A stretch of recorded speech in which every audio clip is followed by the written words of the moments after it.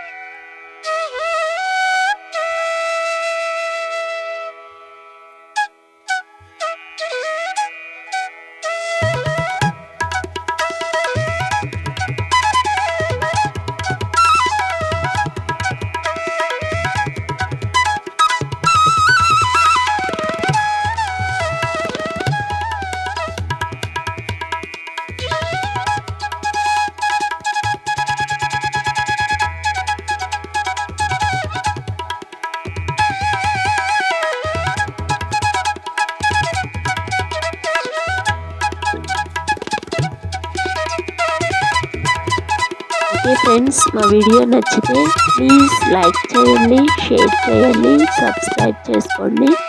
Next వీడియోలో మళ్ళీ కలుద్దాం. అంతవరకు బాయ్.